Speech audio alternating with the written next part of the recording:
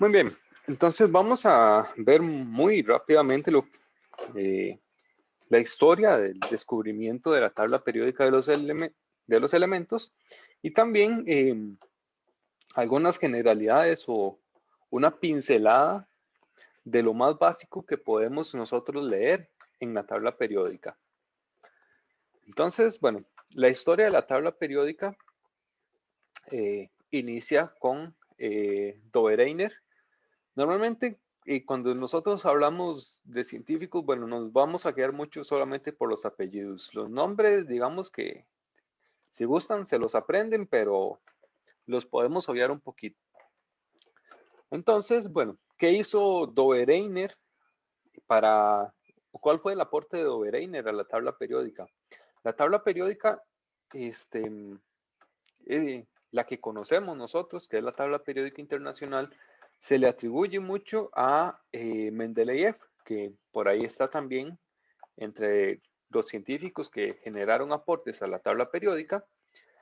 Se le atribuye mucho a Mendeleev y de hecho el 2019 fue el año internacional de la tabla periódica en honor a, creo que al 100 o al 200 aniversario, bueno, no recuerdo, al aniversario del nacimiento de Mendeleev. Pero esa tabla periódica internacional no la hizo Mendeleev, sino que es una tabla, digamos, un acuerdo múltiple, un acuerdo internacional de varias organizaciones internacionales en base a los aportes de muchos científicos en o que intentaron, que buscaron esa forma de acomodar los elementos según sus propiedades. Tal vez el que se reconoce más sus aportes fue Mendeleev, fue el que, digamos, el más importante, pero hay varios otros científicos que también tuvieron aportes significativos en la creación de esta tabla periódica internacional. Y el primero de ellos es Dobereiner. Dobereiner, que descubrió las triadas, que las triadas son grupos de tres elementos con propiedades químicas muy semejantes. Este, Ahora en la tabla periódica internacional nosotros hablamos de triadas cuando nos referimos a tres grupos de compuestos o tres columnas de compuestos de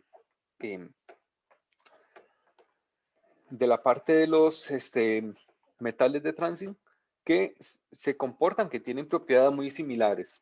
Pero las triadas de Dobereiner son más generales, son a lo largo de toda la tabla periódica. Y son esos grupos de tres elementos que tienen propiedades químicas muy semejantes, es decir, que reaccionan de una manera muy similar, forman compuestos muy similares y además Dobereiner descubrió que el peso promedio de los elementos en los extremos es similar al peso del elemento en el medio. Entonces, acá hay algunos ejemplos, hay tres ejemplos de triadas. Tenemos litio, sodio y potasio. Los tres elementos, esta triada de litio, sodio y potasio, reaccionan con cloro y forman un compuesto que es un átomo del metal y un átomo de cloro. O reaccionan con hidróxido, con agua, para formar un hidróxido. Y el hidróxido es un átomo del metal, un átomo de oxígeno y un átomo de hidrógeno. Entonces, los compuestos que forman son similares, tienen el mismo comportamiento. Y adicionalmente, si ustedes lo revisan en la tabla periódica, si suman la masa atómica o la masa molar del litio y suman la masa del potasio y lo dividen entre dos, van a obtener la masa del sodio. Con calcio, estroncio y bario es otra triada. Tienen un comportamiento similar para la formación de compuestos y también el peso promedio de los extremos. Entonces, calcio más bario entre 2 me da aproximadamente la masa del estroncio.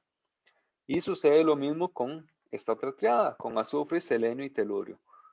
Entonces, este fue el aporte de Dobereiner. Las triadas, grupos de tres elementos con características similares. Luego llegó Alexander Newlands, que Newlands acomodó los elementos que conocían hasta el momento y los ordenó por su masa atómica. ¿Por qué? Por el peso. ¿Qué tan pesados eran? Entonces, en el orden usual, los elementos más livianos iban al inicio y con cada elemento iba aumentando su masa atómica. Y Newlands descubrió la ley de las octavas, que era que cuando él ordenaba la tabla o ordenaba los elementos de esa manera, cada 8 elementos se repiten las propiedades. Entonces, más o menos lo mismo que descubrió Dobereiner con las tríadas, pero Newlands descubrió que cuando los elementos estaban ordenados por la masa atómica, ese comportamiento se daba cada 8 elementos. Entonces, por ejemplo, de litio al sodio hay 8 elementos y tienen propiedades similares. Si nosotros lo revisamos ahora en nuestra tabla actual, vemos que ambos forman parte de la familia de los alcalinos. Y luego, del sodio al potasio, también hay 8 elementos. Del magnesio al calcio, hay 8. Del nitrógeno al fósforo, hay 8. Entonces, cada 8 elementos tenemos una repetición, más o menos, de las propiedades, o las propiedades son semejantes. Por ejemplo, bueno, tal vez algo que se nos sale un poquito de esta concepción o este comportamiento, nosotros podríamos pensarlo, bueno, potasio y cobre. El cobre y el potasio no están en la misma familia. Entonces, ¿cómo puede decir que se repiten las propiedades? Bueno, hay ciertos comportamientos que sí son similares. Por ejemplo, el potasio solamente puede tener carga +1. El cobre puede tener carga +1. También puede tener carga +2, pero la más común es la carga +1. Entonces, al tener esa carga +1, entonces los compuestos o las propiedades químicas que puede tener ese elemento también van a ser similares. Entonces, hay un patrón en cuanto al comportamiento y ese patrón se repite cada 8 elementos. Entonces, Dobereiner, tenemos las triadas, Newlands, la ley de las octavas. Luego llegamos a Dmitri Mendeleev, que, bueno, como les conté, es quizás el que se le da más crédito por la creación de la tabla periódica, pero, como les digo, fue un aporte de muchos. Y de hecho, Mendeleev, si bien puede considerarse como que fue el aporte más grande a la tabla periódica internacional, todavía le quedaban algunas cosas y si ustedes ven esta imagen de la derecha, esa fue la tabla periódica de Mendeleev. Mendeleev propuso una tabla periódica y como podemos verla acá, no se parece en nada a la que tenemos ahora. Entonces, bueno, todavía falta mucho desde Mendeleev hasta la tabla periódica internacional. ¿Pero qué fue lo que hizo Mendeleev? Bueno, de primero ordenó los elementos otra vez por masa atómica, igual que lo hizo Newlands, y observó una regularidad en las propiedades, como por decirlo de alguna manera, agrupó las tríadas de Dobereiner y las octavas de Newlands y formó, digamos, lo que podría considerarse como las familias. Además, tomó en cuenta también las valencias de los elementos y descubrió también ese comportamiento repetitivo que tenían las valencias.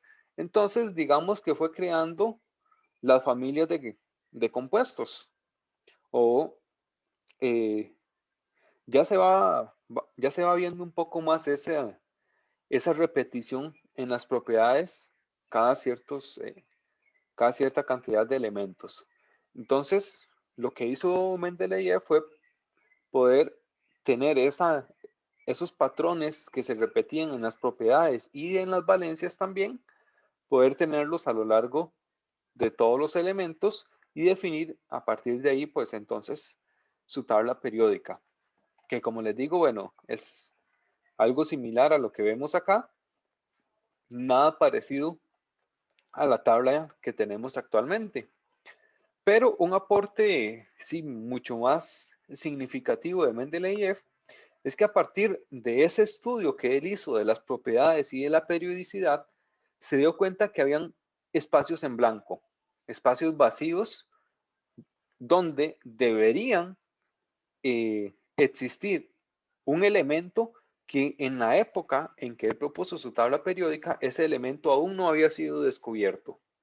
Entonces él se dio cuenta de que tenían que haber esos espacios vacíos, de que él tenía que dejar espacios en blanco para que su tabla periódica tuviera sentido, de que esas propiedades me fueran repetitivas, pero además no solamente deja el espacio vacío, sino que predice algunas de las propiedades de esos elementos, como por ejemplo su masa atómica, algunas propiedades químicas de cómo van a reaccionar, propiedades físicas también, predice con bastante precisión, bueno, además de la masa, por ejemplo, también la densidad que iban a tener esos elementos, cosas por el fue un trabajo, la verdad, bastante grande y bastante completo. Entonces, Mendeleev ya, digamos, da lo que vendría siendo una tabla periódica oficial con propiedades, con esos patrones repetitivos de las propiedades, se da cuenta de que hay elementos que no han sido descubiertos y predice las propiedades de esos elementos. Entonces, bueno, digamos que más o menos así quedaría transcribiendo un poco esa tabla periódica de Mendeleev a el formato que tenemos actualmente de los cuadritos. Y vamos a terminar con Moseley, con Henry Moseley, que Moseley, digamos, bueno, su aporte más importante a la tabla periódica es que acomoda los elementos ya no por la masa, como lo venían haciendo los otros científicos, sino que lo hace por número atómico. Entonces, esto fue algo bastante revolucionario porque no solamente eh, permite, digamos, tener un orden más estricto y más representativo de los elementos en base al número atómico, que además el número atómico va aumentando de uno en uno. Tenemos hidrógeno 1, helio 2, litio 3, berilio 4, oro 5, etc. La masa atómica tenía saltos, bueno, que no iban tan ordenados y en algunos casos un elemento con masa atómica mayor tenía un número atómico más pequeño. Entonces, en las tablas anteriores o en los ordenamientos anteriores, podía quedar algunos elementos invertidos, más que todo cuando ya las masas eran muy grandes. Entonces, Henry Moseley viene y hace también su acomodo de los elementos, pero ahora en base al número atómico. Y un gran trabajo de Moseley es poder determinar ese número atómico, que lo logra a partir del estudio de los rayos X que son emitidos por cada elemento y, bueno, analiza o mide cuál es la longitud de onda de esos rayos X. Entonces, a partir de una conversión matemática, de una ecuación que de momento no nos interesa, entonces convierte esa longitud de onda de los rayos X, la convierte en el número de protones o en el número atómico que tiene cada elemento. Entonces, de esta manera, mide mediante los rayos X, determina el número atómico de los elementos y eso lo utiliza para ordenar su tabla periódica. Entonces, en base a esos aportes y diferentes arreglos y acomodos que se le hicieron, pues terminamos con la tabla periódica internacional que, bueno, en este caso les muestro la tabla periódica de la IUPAC, de la Unión Internacional de Química Pura y Aplicada, que es el ente rector en química. Si quieren saber alguna regla acerca de química, entonces tenemos que irnos a preguntarle a la IUPAC. Esto es como la Real Academia Española es a lenguaje de español, la IUPAC es al lenguaje de la química a nivel internacional. Entonces, bueno, de momento, la tabla periódica de los elementos, se han cubierto 118 elementos.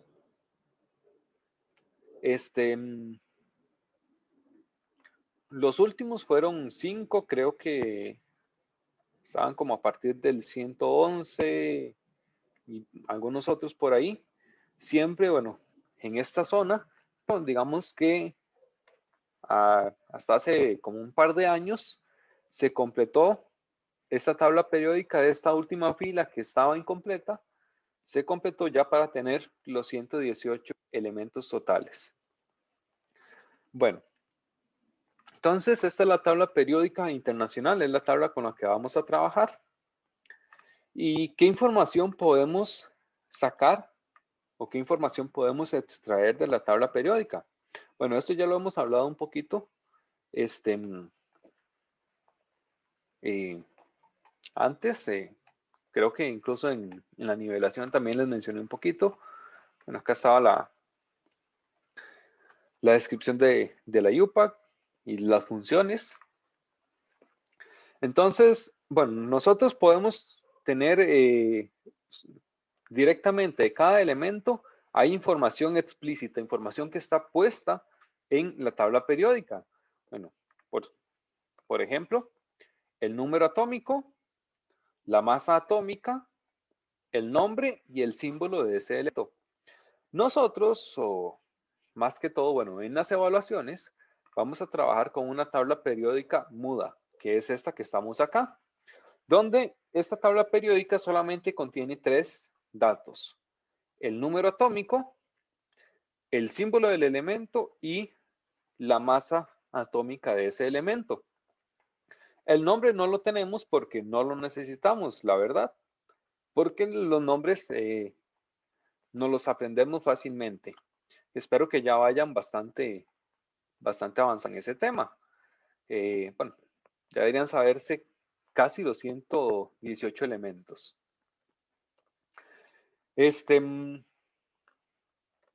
Ok, entonces, ¿qué más podemos sacar de una tabla periódica y más que todo de la tabla periódica muda, que es con la que vamos a trabajar? Bueno, de primero tenemos los periodos o también los llamados niveles energéticos, que son las filas, las que van horizontalmente. Entonces, bueno, en una tabla muda, esta información no la vamos a tener, pero es simplemente contar de arriba hacia abajo. El hidrógeno está en el periodo 1, el litio en el periodo 2, etcétera. Así nos vamos numerando las filas. Ahora, recordemos que tenemos este par de filas que, por decirlo de alguna manera, están sacadas de acá, de estos espacios, para que la tabla periódica no quede extremadamente larga. Es simplemente sacarlo como para dejarlos ahí abajo y que se vea un poquito más compacta la tabla periódica, pero realmente estas dos filas van aquí incrustadas y lo podemos ver fácilmente. Cesio 55, bario 56 y pasamos a hafnium 72. Entonces aquí hay un salto muy grande, hay algo que va aquí en medio y eso que va ahí en medio son el grupo de los lantánidos, el lantano, cerio, praseodimio, etcétera, y terminamos con el lutecio. En el 71 seguimos con el hafnio 72. Entonces, esta fila de acá de los lantánidos también pertenece al periodo 6. Y en el periodo 7 sucede lo mismo. Francio 87, radio 88, y tenemos que seguir con el actinio 89, torio 90, etcétera, etcétera. Llegamos al noverio 102, laurencio 103, y seguimos con el ruderforio 104. Entonces, estos van a ser los periodos, o también los vamos a llamar niveles energéticos. Entonces, cualquiera de los dos nombres.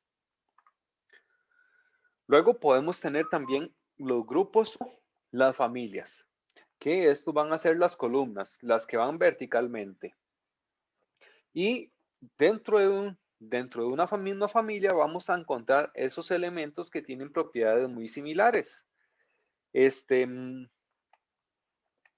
Entonces, bueno, esa repetitividad, esas triadas de Dobereiner las encontró siempre dentro de una misma familia. O las octavas de Newlands, esas octavas, esos 8 elementos, hasta que se retieran las propiedades, entonces el octavo elemento terminaba dentro de la misma familia.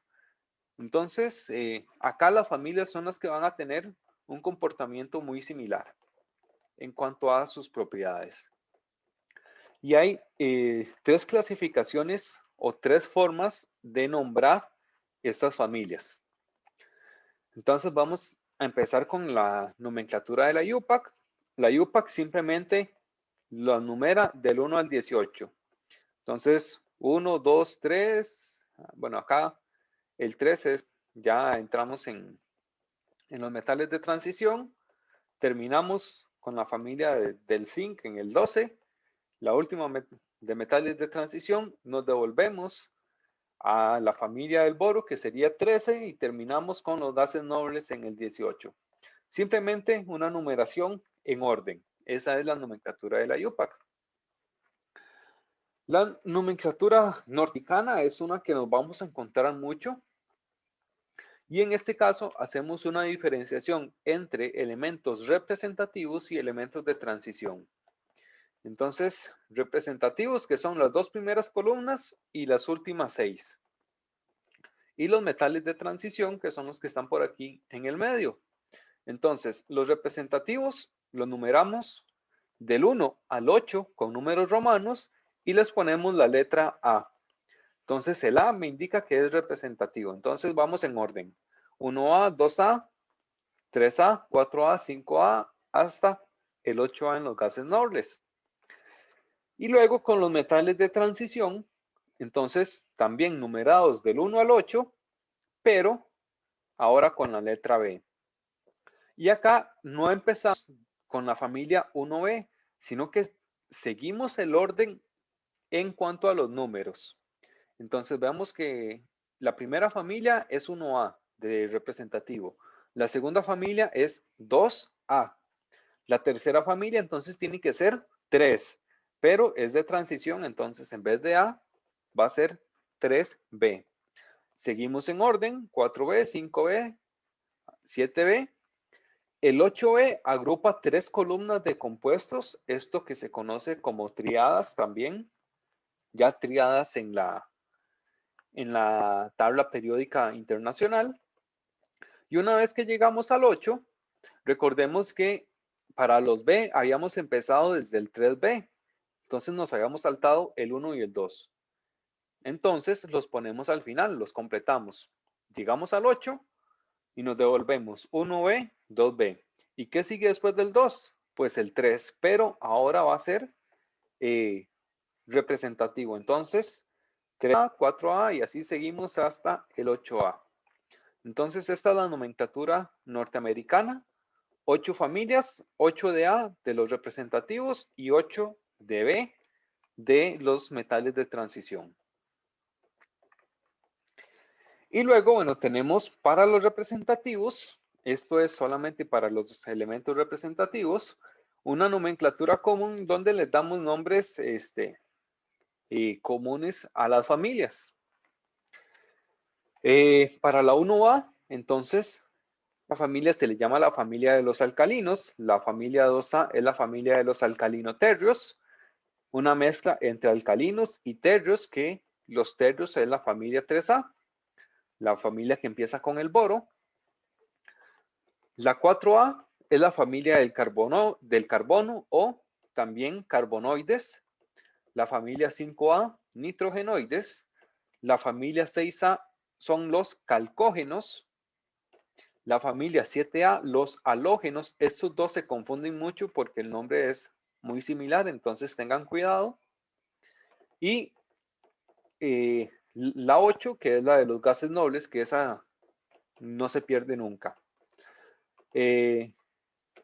Donde se presentan muchos problemas en recordarlo es en la 6A, los calcógenos, que son los que empiezan con el oxígeno, y los halógenos, que es la familia que empieza con el flúor y que contiene, bueno, luego el cloro, el bromo, al yodo. Esos son los halógenos. Entonces, bueno, eso es en cuanto a las posibles formas de nombrar o de numerar los grupos o las familias de la tabla periódica. Entonces, hasta el momento hemos visto, bueno, en la tabla periódica, las filas horizontales son los periodos o niveles energéticos. Las columnas verticales son las familias o los grupos bueno, familias mejor, dejámoslo como familias. Que las familias las podemos numerar o nombrar de diferentes maneras. Ahora, en la tabla periódica también podemos separarla por diferentes grupos o diferentes equipos de elementos. Entonces, lo primero son los metales y metaloides. Entonces, bueno, creo que esto ya se los había mencionado. Recordemos que hay una escalera una escalerita que se forma que nos dicen cuáles son los metaloides. Los no metales, entonces, es lo que está a la derecha de esa escalera, o en la tabla periódica los vamos a encontrar arriba a la derecha, y los metales va a ser lo que esté a la izquierda de la escalera. En la tabla periódica, a la izquierda y abajo. Bueno, como ustedes sabrán, hay una mayor cantidad de metales que de no metales, y metaloides solamente son 6 los que tenemos.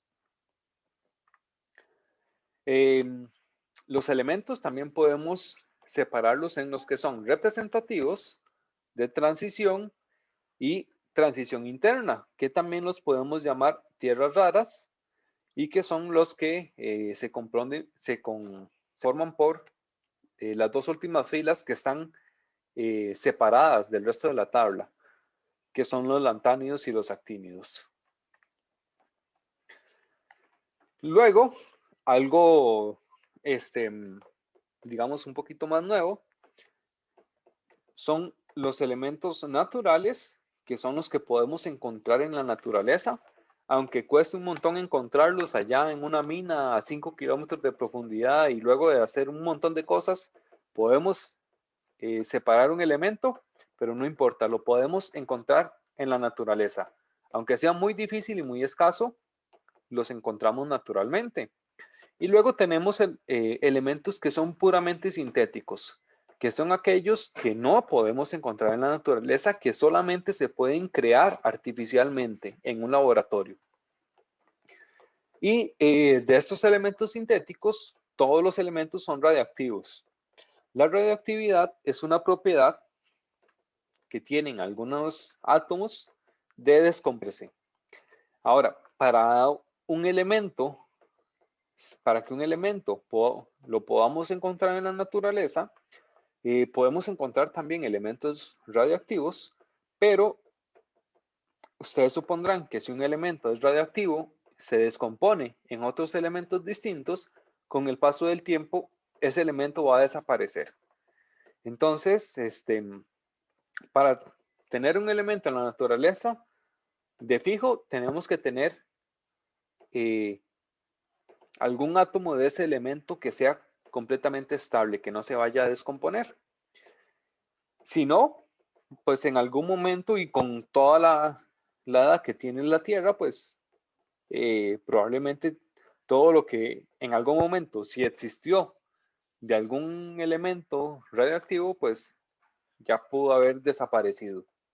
Entonces, naturalmente, en este momento se pueden encontrar elementos que son radioactivos también, producto de la descomposición de otras sustancias radioactivas también, pero todos los elementos sintéticos, todos sin excepción, son radioactivos, se descomponen con el tiempo. Como les digo, si se lograra crear un elemento que fuera estable, que no fuera radioactivo, pues la naturaleza ya lo habría hecho por sí sola bien. ¿Y cuáles son los elementos sintéticos? Del 95 en adelante, todos son elementos sintéticos. 94 o menos de 94 en número atómico son elementos que podemos encontrar en la naturaleza, pero a partir del 95 ya todos son creados en el laboratorio. Luego hay elementos que son radiactivos y con esto me refiero a que no podemos encontrar ningún átomo de ese elemento que sea estable, sino que todos son radiactivos. No hay un solo átomo en el mundo que no sea radiactivo. Y eso lo podemos identificar en la tabla periódica porque la masa está entre paréntesis y no tiene decimales. Si algún elemento tiene su masa atómica, digamos, completa con sus decimales, quiere decir que ese elemento tiene algún poquito, aunque sea muy poquito de lo que hay en la naturaleza estable, que no sea radioactivo, que no se vaya a descomponer con el tiempo. Si no tiene decimales, eso quiere decir que la masa,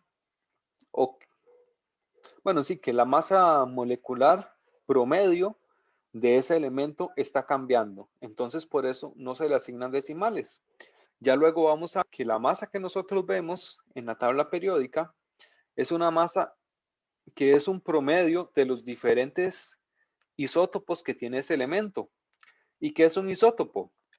Es el mismo elemento con diferente cantidad de neutrones. Entonces, la masa de esos isótopos es un poquito distinta. Por ejemplo, para el carbono tenemos carbono 12 y carbono 13.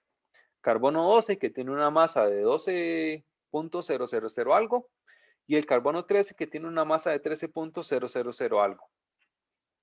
Entonces, cuando nosotros sacamos un promedio de la cantidad que hay de carbono 12 y la cantidad de carbono 13, eso es lo que sería un promedio ponderado, no es un promedio de nada más 12 más 13 entre 2, sino que es un promedio que también toma en cuenta la cantidad que hay de cada uno de esos isótopos en la naturaleza.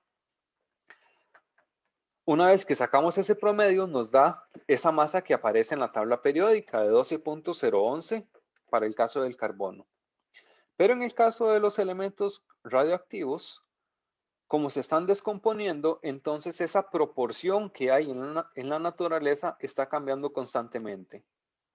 Resultado, no podemos saber cuál es la proporción de cada isótopo en la naturaleza porque la proporción está cambiando constantemente. Por lo tanto, no podemos hacer el cálculo para obtener esa masa promedio que necesitamos poner en la tabla periódica. Solución, ponemos la masa bruta, digamos la masa gruesa, sin decimales y entre paréntesis. Eso nos quiere decir que los elementos son entonces completamente radiactivos, que no contienen isótopos estables. Y eso, por ejemplo, lo podemos ver con el uranio, esa última parte. Cuando a nosotros nos hablan de radioactividad, inmediatamente se nos viene a la cabeza el uranio, una sustancia, un elemento que es radioactivo. Bueno, veamos el uranio.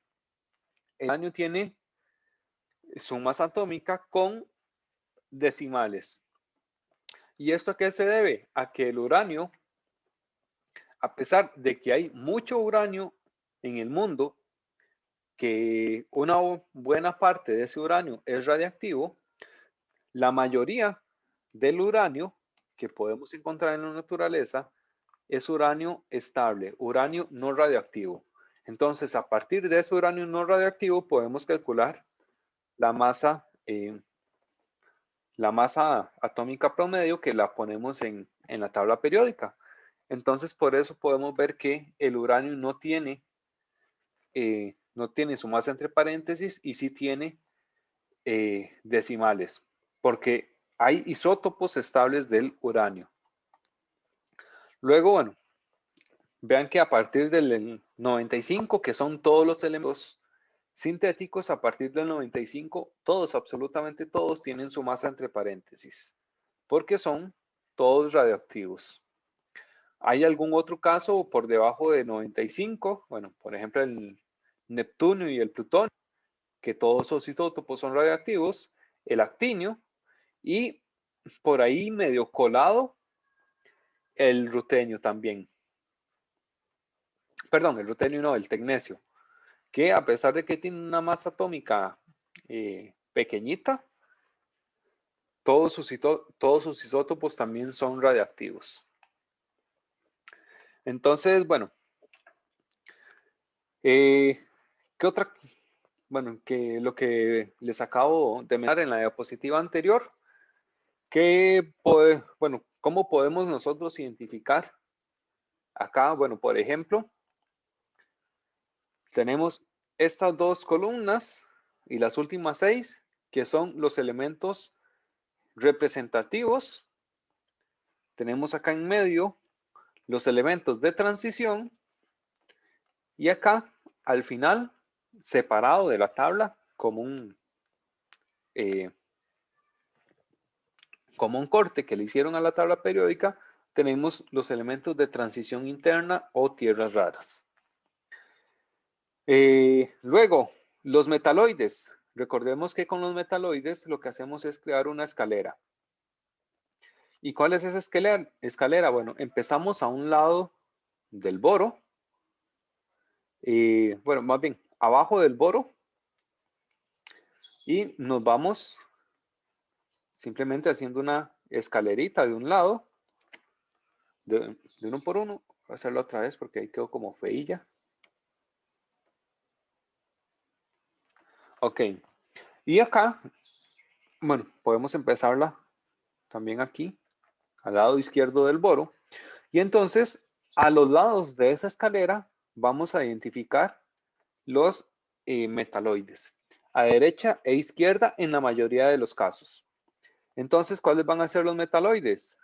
El boro, el silicio, a derecha e izquierda de la escalera. En este caso, el aluminio está a la izquierda de la escalerita, pero no es un metaloide. Por eso les dije que en la mayoría, no en todos los casos. Luego, en esta otra línea vertical, germanio y arsénico, ambos son metaloides. Antimonio y teluro. Estos son los 6 elementos que son metaloides, que tienen propiedades entre metales y no metales. Luego tenemos todos los no metales a la izquierda y todos los metales, perdón, los no metales a la derecha y los metales a la izquierda.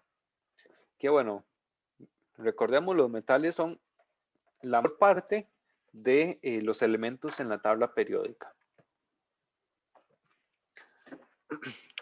Muy bien. ¿Alguna pregunta hasta ahora?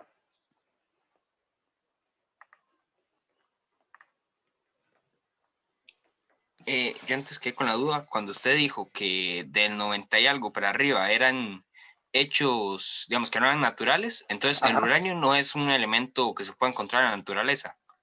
No, del 95 en adelante. Ah, ok, tenía esa duda. Ajá, del 95 en adelante todos son sintéticos. El uranio está antes. Entonces, sí, el uranio sí lo podemos encontrar en la naturaleza. Ok, Ok, muchas gracias. Ese era mío, es que se me hizo curioso, Ok, justamente ese. con gusto. Sí, el uranio, lo curioso es que cuando nosotros pensamos en radioactividad, en bombas nucleares, en plantas de energía nuclear, en Chernobyl, por ejemplo, o cosas por el estilo, uno piensa en uranio instintivamente. Es como al que se le da más publicidad. Pero el uranio en realidad tiene también isótopos estables, o sea, isótopos que no son radiactivos. Y podemos verlo acá en la masa. Profe, Ajá. porque antes que usted señaló los metaloides, no incluyó el polonio, pero en mi tabla dice que el polonio es un metaloide. ¿Por qué dice que es un metaloide? Pero ahora lo estaba buscando y dice que es un metal. Entonces, ¿por qué algunas tablas dicen que es un metaloide? Hmm. Vieran que en las tablas, también hay que tenerle cierto cuidado si no estamos utilizando la tabla de la UPAC. Hay diversos criterios cuando crean las tablas, no sé, en veces tal vez no buscan la información más actualizada para crear las tablas periódicas y por eso, bueno, por ejemplo, pueden poner al polonio como un metaloide o, o simplemente, bueno, tienen algunos errores. Nosotros nos vamos a quedar que esos 6 elementos que les mencioné van a ser los metaloides.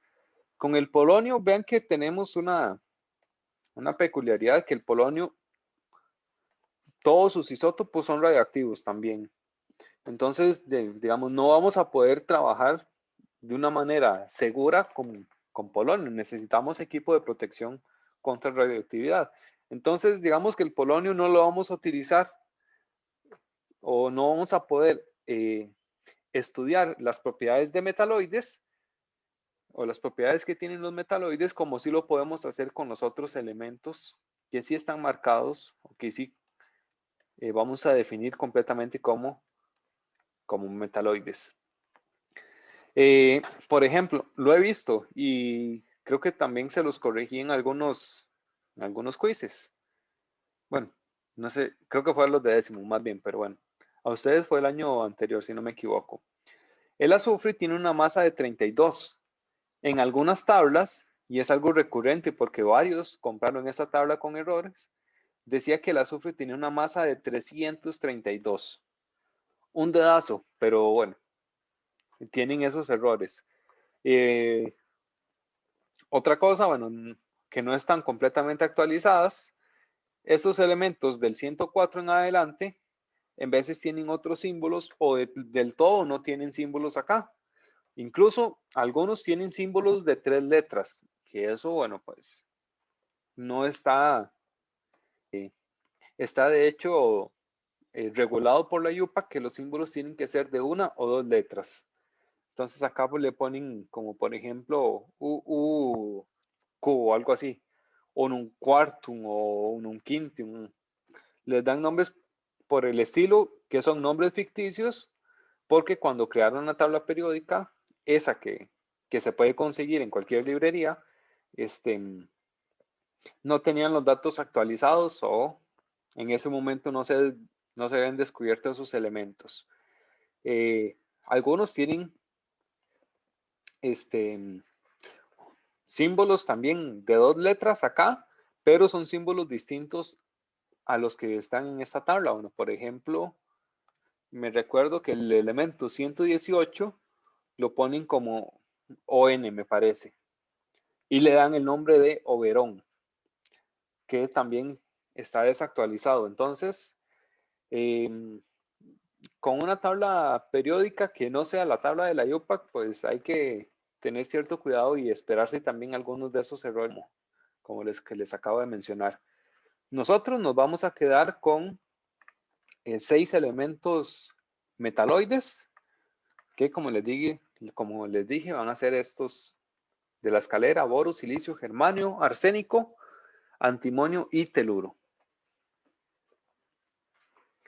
El polonio lo vamos a dejar como metal y el astato como no metal.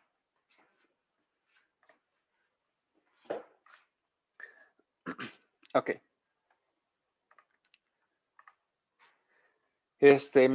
Bueno, para cada elemento, entonces, en la tabla periódica vamos a encontrar por lo menos esos tres datos: el símbolo, el número atómico y el peso atómico.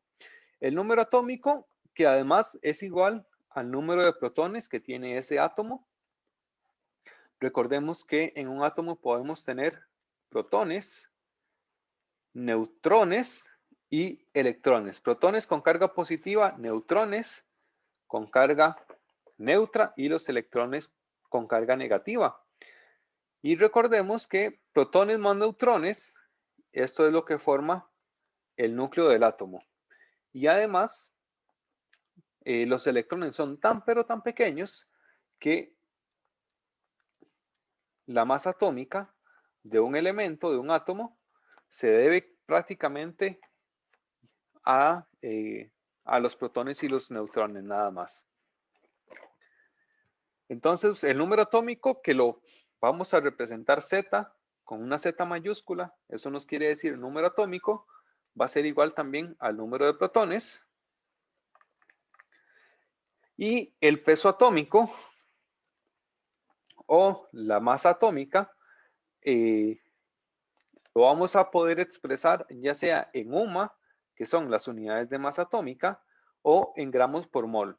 Cualquiera de las dos unidades que nosotros le utilicemos a esa masa atómica o esa masa molecular van a estar correcto.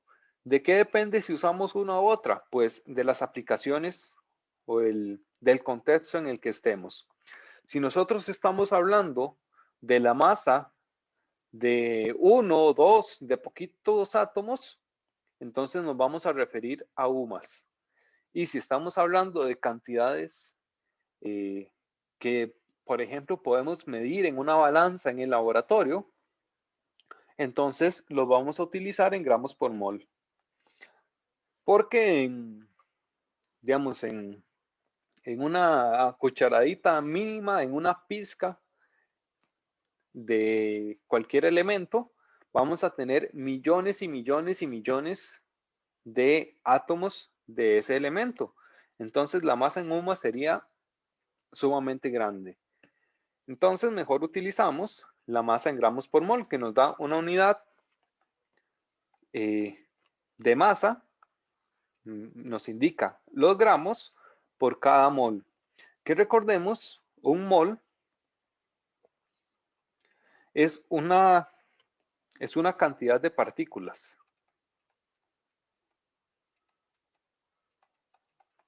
Entonces, cuando nosotros utilizamos la masa molar en gramos por mol, nosotros lo que estamos definiendo es cuál es la masa que tienen ese número de partículas o ese número de átomos de ese elemento o de esa sustancia.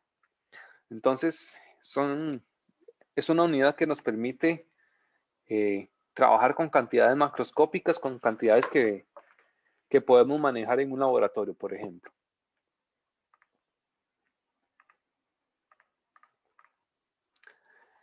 Y luego, bueno, para terminar, vamos a ver también la tabla periódica de Hill-Shaverry. Normalmente no la vamos a utilizar tanto, pero sí que ustedes la conozcan. Hill-Shaverry fue un científico costarricense que creó su propia tabla periódica. De hecho, bueno, está catalogada como una de las mejores 5 tablas periódicas que existen a nivel mundial. Pero bueno, un centroamericano, bla, bla, bla, bueno, completamente de un país completamente desconocido, pues no se le dio mucha pelota a nivel internacional, aunque ahora actualmente, pues es reconocido como una de las mejores tablas a nivel mundial. Tiene muy poco uso. A nivel internacional, pues se utiliza la tabla periódica internacional, pero es importante que ustedes conozcan también esa tabla periódica, más que todo, bueno, su utilidad y también, pues es un gran aporte de un científico costarricense. Hill-Shaverry realizó una tabla periódica que está organizada a partir de la configuración electrónica que tienen esos elementos. Entonces, sacamos verla. Tiene la misma cantidad de elementos, el orden secuencial es el mismo. No es que nos vamos a encontrar el uranio por ahí metido al inicio de la tabla periódica, sino que el orden se mantiene, sigue el orden, o los elementos siguen ordenados a partir de su número atómico, pero la distribución en el espacio está en función de la configuración electrónica. Entonces, por ejemplo, para cuando nosotros veamos la configuración electrónica, la tabla periódica de Hilscher-Berry es bastante útil. Por ejemplo, bueno, acá tenemos los elementos que tienen una configuración electrónica en S, el último electrón en S. Luego tenemos los electrones que quedan en P. Acá en azul tenemos los marcados los que tienen electrones en D, el electrón diferenciante en D. Y transición interna que tiene sus electrones en F, pues los tenemos por aquí más a la izquierda. Y vean que también en la columna de la izquierda tenemos una ayuda de lo que es la configuración electrónica para una de esas filas. Y a la derecha no nos queda tan bonito organizado, pero también está marcado cuáles son cada uno de los periodos. Entonces acá tenemos el periodo 1, solamente 2 elementos, hidrógeno y helio. Periodo 2, periodo 3, periodo 4, 5, 6 y el periodo 7. Y por abajo también lo que les mencioné de en qué orbital queda ese electrón, si es en S, en P, en D o en F. Por ahora yo sé que les estoy hablando un poquito al aire, pero cuando veamos la configuración electrónica, pues ahí podemos retomar un poquito la tabla de Hilscher-Berry para que vean el sentido que tiene esta tabla. Entonces, bueno, eso es un poquito la historia de la tabla periódica y la información básica a simple vista que nosotros podemos obtener de la tabla periódica. Hay mucha información todavía que nos queda pendiente y que vamos a ir viendo a lo largo del semestre y del año. ¿Hay alguna pregunta hasta el momento?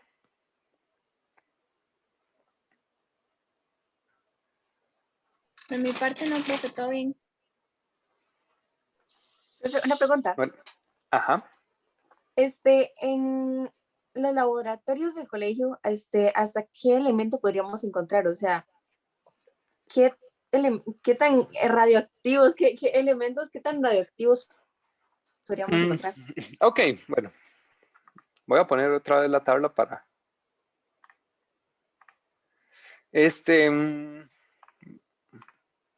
Bueno, ¿qué les diré? ¿Qué pasó? Bueno, acá está. Hay algunos elementos que son raros y por ser raros también eso significa que son muy caros. Entonces, por ejemplo, no va a ser fácil encontrarlos en un laboratorio de docencia que se utiliza para enseñanza.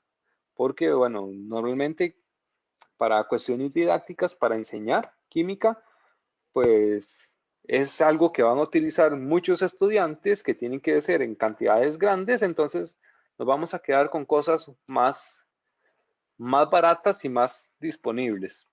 En laboratorios de investigación podríamos encontrar ya por ahí unas cosas un poquito más exclusivas, más caras y más raras. Por ejemplo, en un laboratorio de docencia, qué sé yo, bueno, podríamos encontrar tal vez sales de bario o de cesio, no los elementos como tal, pero sí sales que contienen esos elementos. No va a ser común. Normalmente nos vamos a quedar por aquí con el calcio y el potasio. De este lado, bueno, de transición podríamos tener, qué sé yo, bueno, por ahí plata, oro, mercurio, Platino no va a ser nada común, el platino, bueno, o el paladio son bastante caros. De este lado, pues también son raros y tal vez muy poquito útiles para lo que se quiere hacer, por ejemplo, en un laboratorio de química general. Y por acá de este lado, bueno, lo que esté arriba, bueno, por supuesto siempre, aluminio, silicio, fósforo, eso es bastante común, eso lo vamos a tener. Bromo, yodo. Por acá puede ser plomo, el plomo o el estaño también se pueden encontrar fácilmente. Metales de transición, eso no, para nada. Y por supuesto, radiactivos, ninguno. Lo que sea radiactivo no lo vamos a tener en un laboratorio de docencia porque no necesita un equipo de protección y un cuidado más especializado para manejarlos. Entonces, nada que sea radiactivo por sí solo lo vamos a tener. Y sí, digamos que nos vamos a quedar como en el periodo 4, que lo vamos a encontrar fácilmente. Y por ahí algunas cosillas, algunos elementos o algunas sales que tengan elementos del periodo 5 o 6, pero contados, nada muy extravagante. Por ejemplo, cosas con indio, con talio, es muy poco común. Con renio, con niobio, con circonio, van a ser poco común encontrar cosas así en el laboratorio. Está bien, muchas gracias. Ok, con gusto.